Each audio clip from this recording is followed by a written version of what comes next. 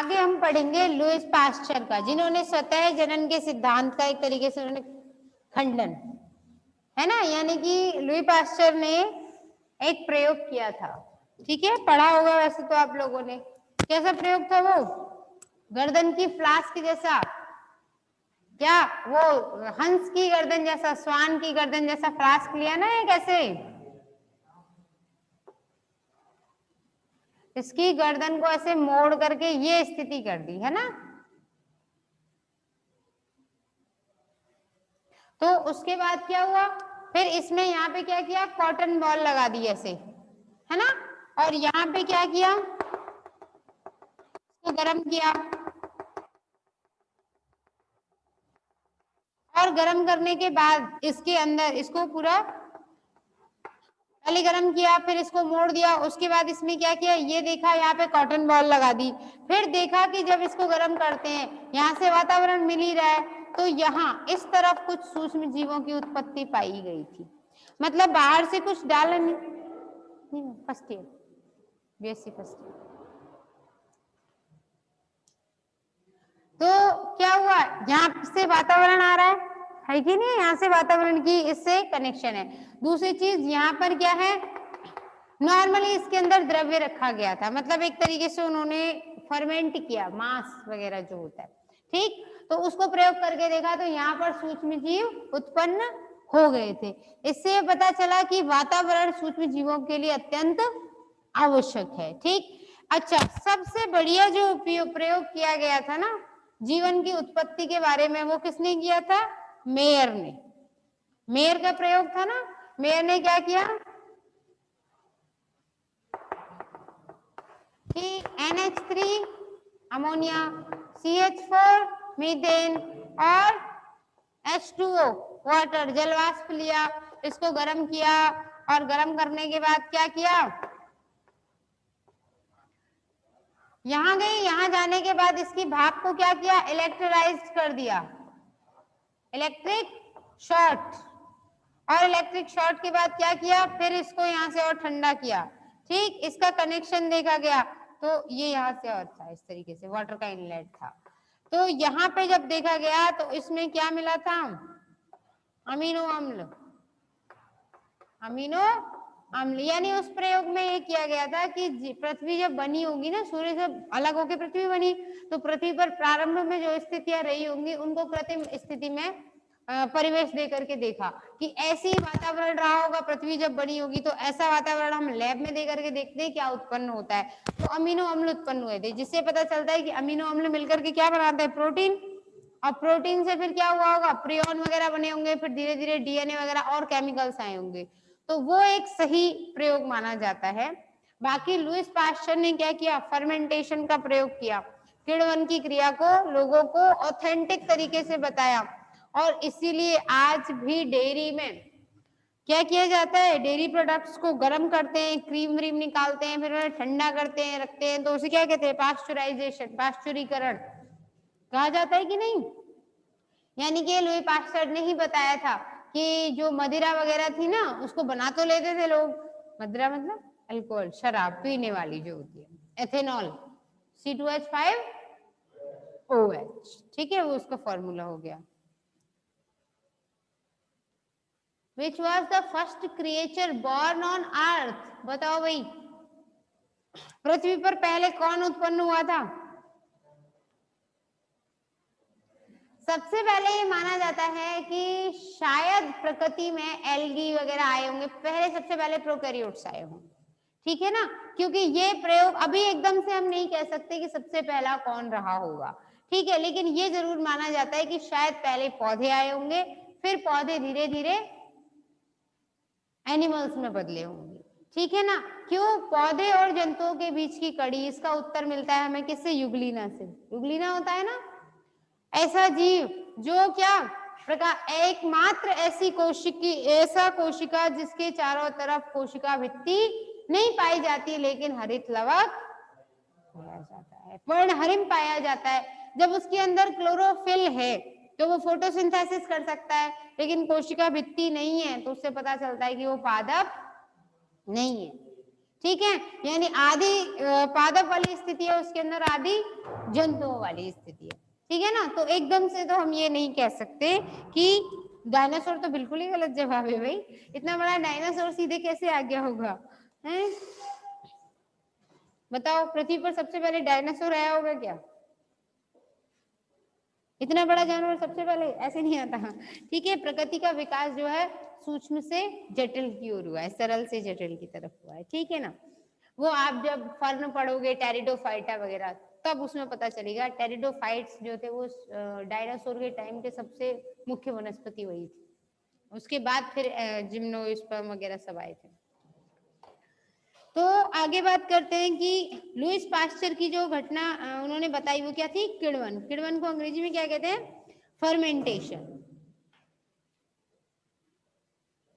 एक बात और बताई लुई पास्चर ने कि किसी भी चीज को 120 डिग्री सेल्सियस पर गर्म करके रख दिया जाए तो वो संदूषित नहीं होगी, मतलब 100% क्या हो जाएगी? वो निर्जर्मीकृत, सूक्ष्म जीव पूर्ण रूप से निष्क्रिय हो जाते हैं इस अवस्था, इस टेम्परेचर पर।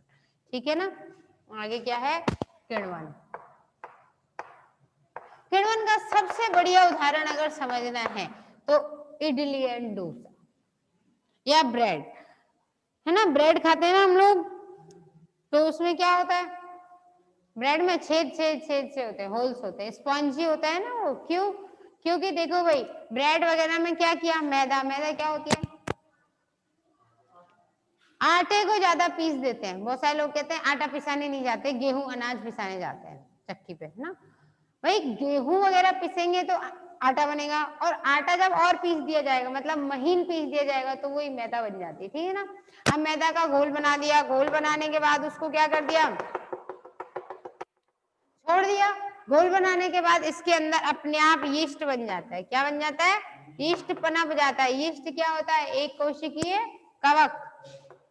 बाकी सब बहुकोशिकीय होते हैं, ये ज्यादातर एक कोशिकीय, और भी है वैसे पिन मोल्ड वगैरह, तो एक कोशिकीय कवक होता है। ये क्या करता है? यीस्ट में पढ़ा होगा ना आप लोगों ने, क्या करेगा? यीस्ट की कोशिका है, कोशिका के अंदर क्या होगा? यहां से ये ग्लूकोज लेगा, वो ग्लूकोज किस में कन्वर्ट होगा? पायरुविक अम्ल में। वो पायरुविक अम्ल ऑक्सीजन की उपस्थिति में क्या करेगा? CO2 तो बाहर छोड़ेगा, और साथ में क्या बनाएगा? इथेनॉल। तो इथेनॉल तो इसमें रह गया, और CO2 क्या है? बलून कंडीशन में उसमें से बाहर निकलेगी। जहां जहां से बलून जैसा फूटा, वहां वहां से जमने के बाद वो क्या रह गया? होल। इसलिए ब्रेड जो है वो कैसी होती है? छिद्रित अवस्था में देखने को मिलती है।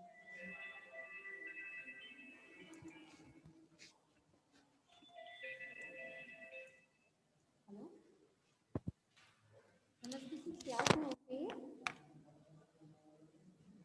हाँ जी सर, मैंने तो 11 से 12, 12 से 1 है ना, 12, 1 से 2।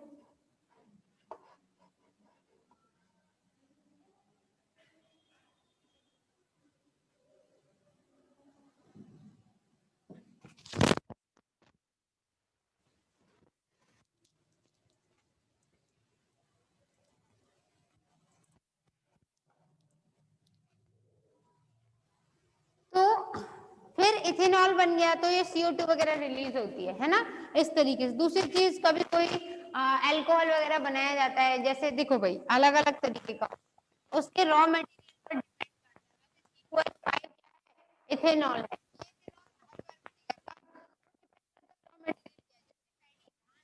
धान का किण्वन किया गया तो ब्रेंडी बनती है, गुड़ का किया गया तो रम बनती है, विटिस वेनिफेरा यानी कि अंगूर का फर्मेंटेशन किया तो वाइन बनती है। ठीक है ना, मतलब वो डिपेंड करता है कि कौन से फलों का रस आपने किण्वन के लिए किया है, तो उस तरीके से अल्कोहल बनेगी। पास्चर ने एक सुव्यवस्थित रूप से सूक्ष्म जीवी उपापचय की प्रक्रिया को समझाया।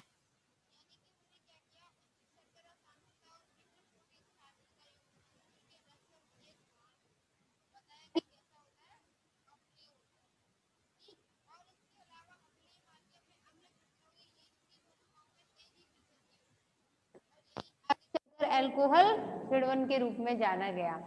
विटिस विनिफेरा, वाइटिस विनिफेरा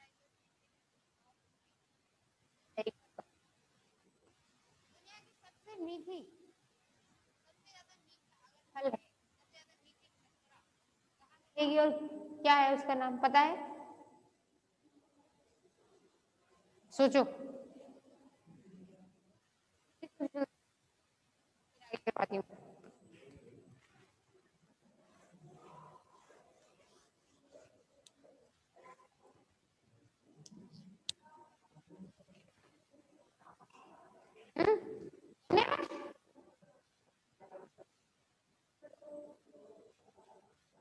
सबसे मीठी शर्करा जो होती है वो है फ्रक्टोज।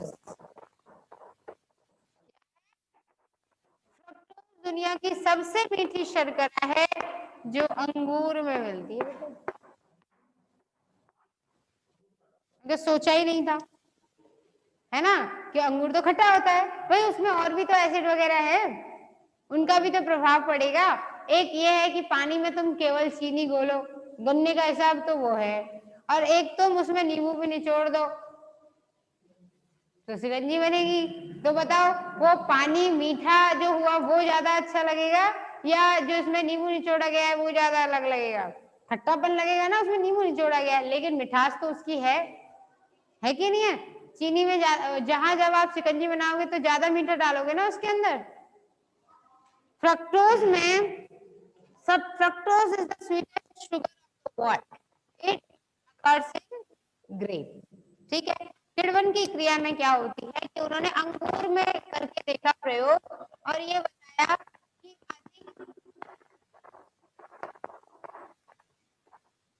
जब अधिक सांद्रता हो किसकी, शर्करा की, और कम सांद्रता हो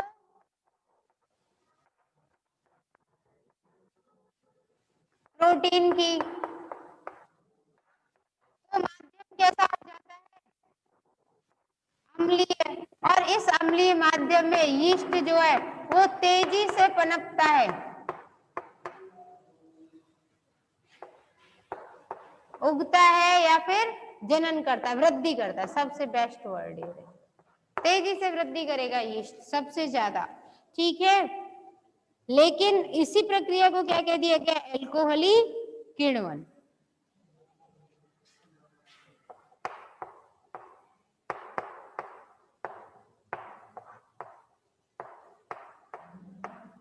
यही प्रक्रिया पूरी क्या बोली गई, एल्कोहलिक किण्वन। लेकिन अगर दूध की बात करें तो दूध के अंदर क्या होता है, प्रोटीन होती है, और मतलब दूध को संतुलित आहार, संपूर्ण संतुलित आहार कहते हैं, एक विटामिन सी को छोड़ के उसमें सब कुछ होता है। तो दूध में जहां प्रोटीन की सांद्रता ज्यादा है और शर्करा की सांद्रता कम है, उसमें तीव्र वृद्धिशील किंतु अधिक अम्ल संवेदी जीवाणुओं की अभिवृद्धि पाई जाती है। यानी कि दूध से जब दही बनेगा, और अच्छा दही बनना तो एक अलग प्रक्रिया है, वो तो लैक्टोबैसिलस जीवाणु के द्वारा हो जाएगी, लेकिन दूध का किण्वन क्या कहलाता है, पनीर निर्माण। दूध से पनीर बनने की क्रिया में होता क्या है, दूध को सड़ाया ही तो गया, उसको जबरदस्ती फटने के लिए छोड़ दिया गया, ठीक है, तभी तो पनीर बनेगी।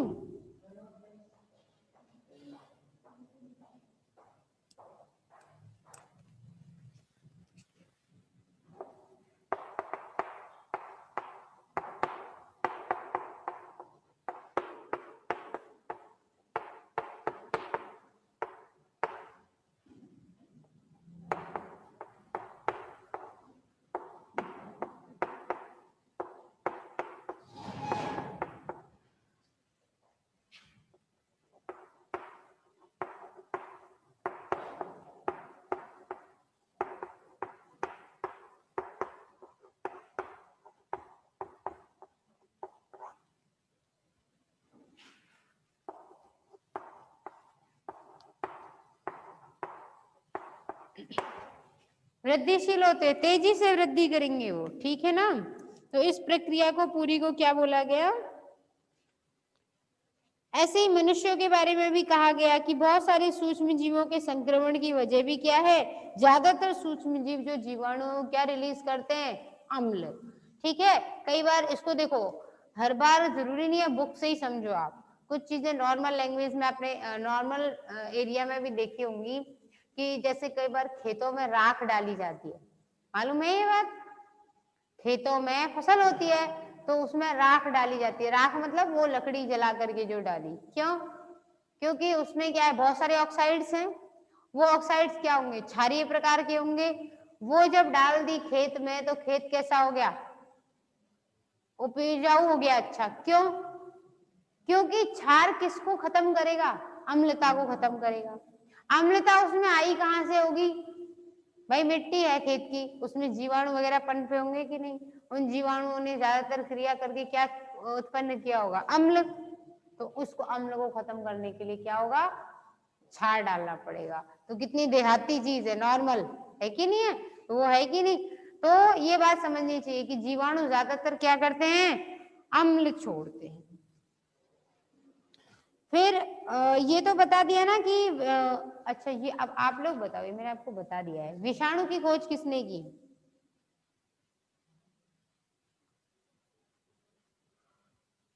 बोलो जल्दी बोलो, विषाणु की खोज किसने की?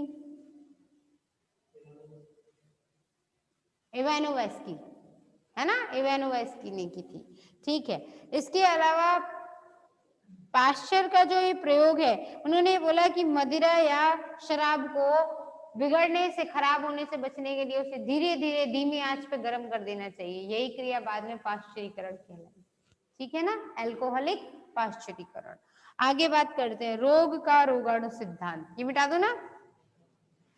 रोग का रोगाणु सिद्धांत तो आई थिंक आप लोगों को बता दिया। एडवर्ड जेनर का वो थ्योरी है जो पूरी वैक्सीन की खोज की थी ना। वैक्सीन मतलब इंजेक्शन। हाँ, इंजेक्शन वही जिसको सिरिंज में भर के लगाते हैं। हाँ, तो सिरिंज को इंजेक्शन नहीं समझ लेना है, ठीक है ना? तो वो जो इंजेक्शन है वो वैक्सीन बोला जाता है। दवाई जो है वैक्सीन, उस वैक्सीन को की खोज किसने की? एडवर्ड जेनर साहब ने। ठीक है ना? वो चिकन पॉक्स के बारे में की थी। यानी कि किसी भी रोगाणु को खत्म करना है शरीर में से, तो क्या किया जाएगा? या तो एंटीबॉडीज डाली जाए, है ना, प्रतिजैविक, या फिर क्या किया, सॉरी, एंटीबॉडीज, है ना, डाली जाएंगी। एंटीबॉडी क्या होती है? एक विशेष प्रकार की प्रोटीन होती है जो बाहर रोगाणु के द्वारा लाई गई प्रोटीन से युद्ध करती है। ठीक है ना? दूसरी चीज, एंटीबॉडी नहीं तो क्या होगा? उसी जीव का दूसरा टाइप, विभेद डाला जाएगा। तो क्या होगा? हमारे शरीर में रोगाणु है उग्र, और बाहर से जो आ रहा है वो अनुग्र प्रकार का है, तो दोनों में क्या हो जाएगा? घमासान। तो हमारा शरीर क्या देखेगा? तमाशा। दोनों की लड़ाई, आराम से हम सेफ रहेंगे। ठीक। इसके अलावा एक साइंटिस्ट थे जोसेफ लिस्टर, उन्होंने निर्जर्मीकृत शल्य सर्जरी, शल्य क्रिया की सबसे पहले अवधारणा दी थी। शल्य क्रिया वैसे तो एमबीबीएस भी होते हैं ना, तो वो लोग एक प्लेज लेते हैं, मतलब एक शपथ लेते हैं, डिग्री मिलती है तब। ठीक है ना? उस ओथ बोलते हैं उसको। ठीक, तो उसमें क्या बोलेंगे? वो प्रतिज्ञा लेते समय सबसे पहले सुश्रुत के आधार पर है। वो सुश्रुत कौन थे? पहले शल्य वैज्ञानिक, शल्य क्रिया करने वाले वैज्ञानिक। शल्य क्रिया मतलब सर्जरी, है ना? सर्जरी। तो सुश्रुत साहब ने सबसे पहले, वो क्या थे, मतलब ऐसे कोई प्रोफेशनल तो बाद में बने हो, पहले उन्होंने क्या किया, मतलब एक नाई वाला काम करते थे वो, है ना, बार्बर थे। तो किसी की कट लग गया, तो उन्होंने क्या किया, वहां से कट, एक शरीर के एक हिस्से से मांस निकाला, उस कटे हुए भाग पर रख करके उसे ठीक कर दिया। तो वो इस तरीके से एक पहली शल्य क्रिया हुई थी। लेकिन उसमें भी शल्य क्रिया करते समय वो क्या करते थे, अपने जो इक्विपमेंट्स होते थे, मतलब जो औजार होते थे, उनको उबालते थे पानी में। पानी में उबालते थे। ठीक है? ऐसे और भी प्रयोग आपने पढ़े होंगे कि कुछ वैज्ञानिक कुछ शुरुआत में क्या करते थे, जब शल्य क्रिया होती थी, तो शल्य क्रिया के नियम ये है कि उसमें खून बहते रहना चाहिए। ठीक है? तो उसके लिए क्या करते थे, जोंक का प्रयोग किया गया था। पहली शल्य क्रिया में जोंक डाल दी शरीर के ऊपर, तो वो खून बहाती रहेगी ना, निकालती रहेगी, क्योंकि अगर क्लॉटिंग हो गई तो सर्जरी बेकार हो जाएगी, इसीलिए। ठीक, तो जोंक वगैरह का उपयोग किया गया था। ये तो इसकी हिस्ट्री है। ठीक है? चार्ल्स चैम्बरलेन ने पोर्सिलिन जीवाणु फिल्टर का निर्माण किया था, ये याद रख लो आप।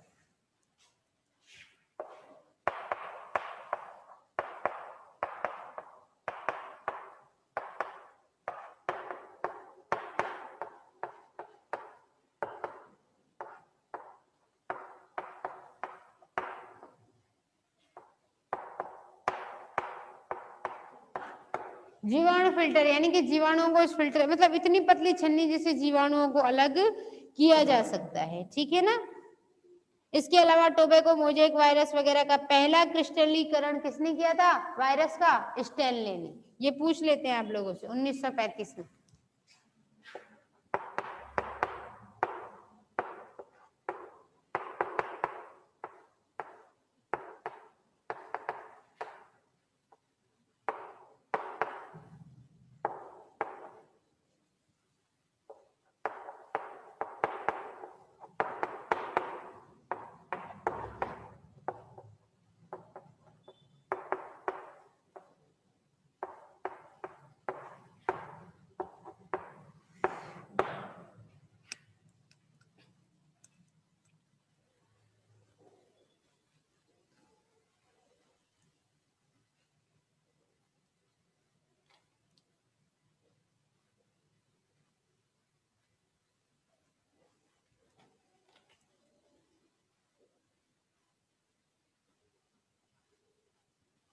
ये कई बार ये और पूछ लिया जाता है आगे आपका जो कोर्स है ना उसमें टीकाकरण है ना। तो एक रोग होता है एंथ्रेक्स रोग होता है जिसके बारे में सबसे ज्यादा योगदान रॉबर्ट कॉच साहब ने दिया था। रॉबर्ट कॉच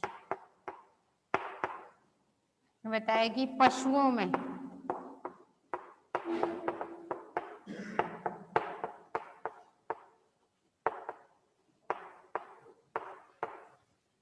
एंथ्रेक्स एक रोगाणु है, ठीक है ना। एंथ्रेक्स रोग हो जाता है जिसके कारण जो पशु होते थे वो मर जाते थे, ठीक है ना। तो उनके और विभिन्न अंगों में छड़ाकार संरचनाओं को देखा गया था। वो किसकी वजह से? Bacillus anthracis.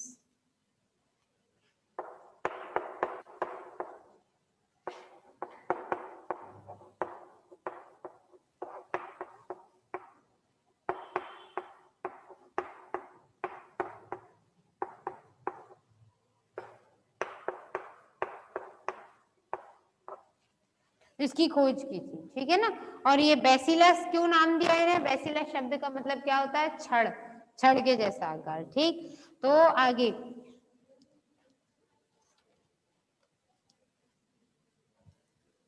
ठीक है। फिर उसके बाद एंटीबायोटिक्स की खोज। एंटीबायोटिक्स की खोज तो आपको बहुत शुरू से ही बताते आ रही है ना। सबसे पहला एंटीबायोटिक किसने ढूंढा था? अलेक्जेंडर फ्लेमिंग ने। क्या नाम था? पेनिसिलियम नोटेटम से निकाला गया जो था, क्या नाम था उसका? पेनिसिलिन। आगे बात समझ में। अब अगला आपको केवल जीवाणु की संरचना पढ़नी है और जीवाणु में जनन पढ़ना है, ठीक है। और कुछ जीवों के द्वारा दूसरे जीवों की वृद्धि को रोकने के लिए जो विशेष रसायन स्रावित किए जाते हैं उन्हें क्या कहते हैं? प्रतिजैविक, एंटीबायोटिक, ठीक है ना। ये आपसे पूछ लिए जाते हैं। सिफेलोस्पोरिन भी होती है एक जो कवक से प्राप्त होती है, ठीक है ना। और एक बेसिट्रेसिन नाम की प्रतिजैविक होती है, लिख लो। एक एंटीबायोटिक होती है जिसका नाम है बेसिट्रेसिन।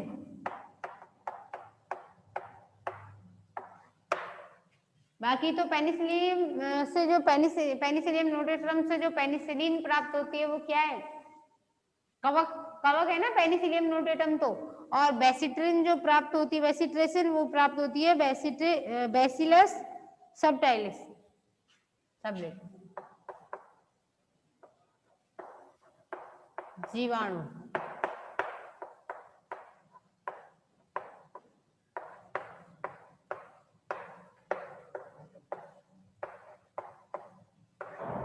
बैसिलस सबटिलिस से प्राप्त होती है। अलग अलग अंडरलाइन करना जिससे पता रहे कि ये वंश है और वो जाति है, ठीक है। ये काय के काम में आती है?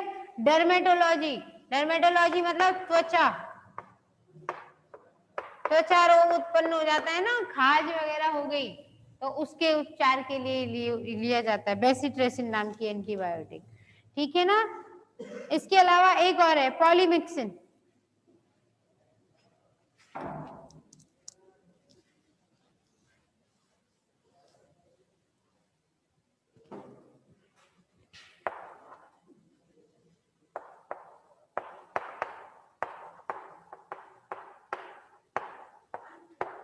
पॉलीमिक्सिन क्या है? एक ऐसी एंटीबायोटिक है जो बैसिलस पॉलीमिक्सा से प्राप्त होती है।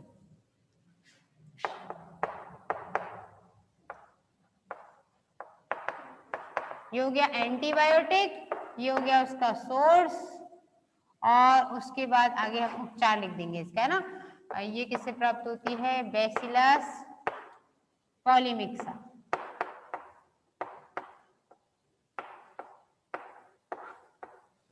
पॉलीमिक्सा से प्राप्त होती है। और ये जो है यूरिनरी ट्रैक्ट, मतलब जो यूरिनरी ट्रैक्ट का इन्फेक्शन है, मूत्र मार्ग संक्रमण,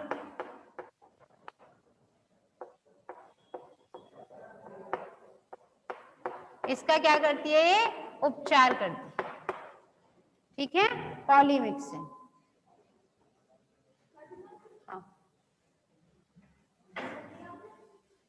ठीक है, बाकी की कहानी कल।